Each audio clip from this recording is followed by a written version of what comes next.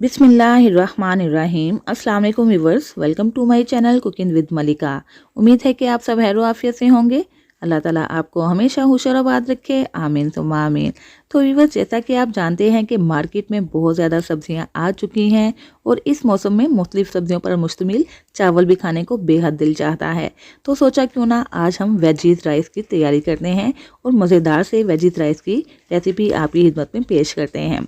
तो जी हाँ व्यूअर्स, आपने सही पहचाना, आज हम बहुत सी सब्जियों पर मुश्तमिल मज़ेदार से चावल तैयार करने वाले हैं। तो इसके लिए हमने क्या करना है, एक बर्तन चूल्हे पे रख देना है और इसके अंदर शामिल कर देना है cooking oil. Half cup cooking oil शामिल करने के बाद इसमें चॉप किया हुआ लहसुन शामिल करेंगे और फ्लेम हमने हाई ही रखना है और इस हाई फ्लेम पे हमें लहसुन को फ्राई कर लेना है। जैसे ही लहसुन हल्का सा फ्राई होगा, इसके अंदर शामिल कर देंगे प्याज, जो कि एक मीडियम साइज़ का प्याज है जिसको बारीक बारीक चॉप कर लिया है। प्याज को भी बस हमें सोते ही करना है, यानी कि हल्का सा फ्राई करना है, इसका कलर चेंज बिल्कुल भी नहीं करना। तो चलिए बस प्याज फ्राई हो चुका है। अभी इसके अंदर हरी मिर्चें शामिल कर देते हैं। 3 से 4 अदद हरी मिर्चें हैं जिसको मैंने बारीक बारीक कट कर लिया है और ये ज़्यादा तीखी मिर्चें नहीं हैं, आप अपने टेस्ट के अकॉर्डिंग इसकी मिकदार कम या ज़्यादा कर सकते हैं।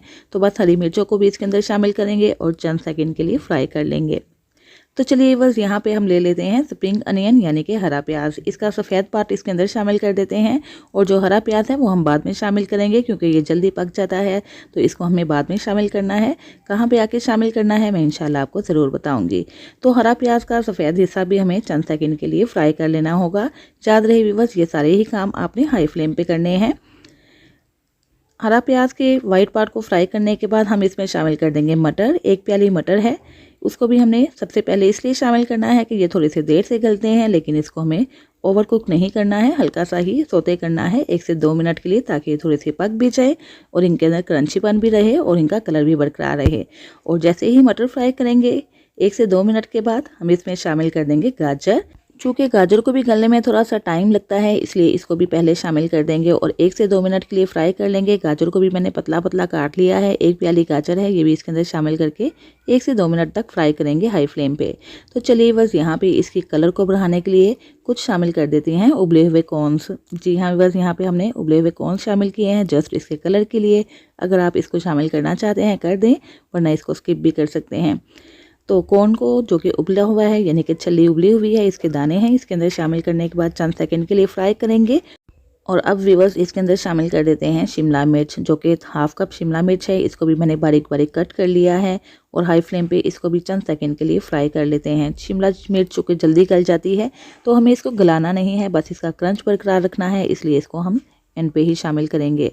अब हम इसके अंदर हरा पार्ट शामिल कर देते हैं प्याज का और साथ ही तकरीबन 1.5 कप के करीब है बंद गोभी, जिसको बारीक बारीक कट कर लिया है। ये दोनों ही चीज़ें जल्दी गल जाती हैं, इसलिए आखिर में शामिल करेंगे।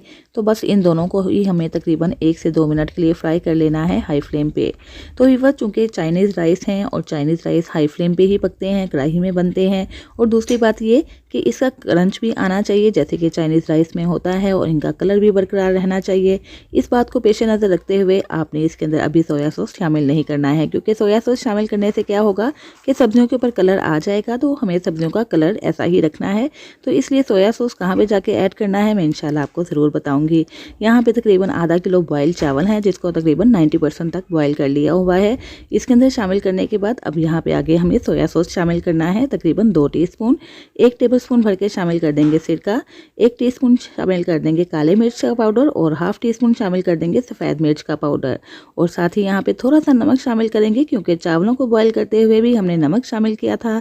थोड़ा सा ऑयल शामिल करके चावलों को बॉयल कर लिया था तकरीबन 90% तक। और साथ ही 1 टीस्पून भर के शामिल कर देंगे चिकन पाउडर और 1 टेबलस्पून शामिल कर देंगे कुकिंग ऑयल। कुकिंग ऑयल के जगह पे आप तिल का तेल भी शामिल कर सकते हैं, और तिल का तेल हर घर में अवेलेबल नहीं होता है तो घबराने की ज़रूरत नहीं है, आप इसकी जगह पे कुकिंग ऑयल भी शामिल कर सकते हैं। तो चलिए बस अब इन चावलों को हमें हल्के हाथों से मिक्स कर लेना है और हल्का सा फ्राई करना है हाई फ्लेम पे।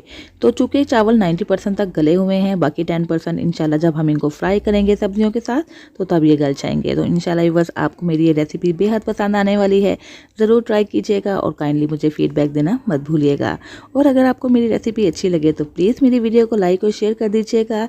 और अगर आप मेरे चैनल पर नए हैं तो चैनल सब्सक्राइब करके बेल आइकन प्रेस कर दें, ताकि आपको मेरी नई नई वीडियोस की नोटिफिकेशन फ़ौरन से मिल सके, जो फ्री ऑफ कॉस्ट है।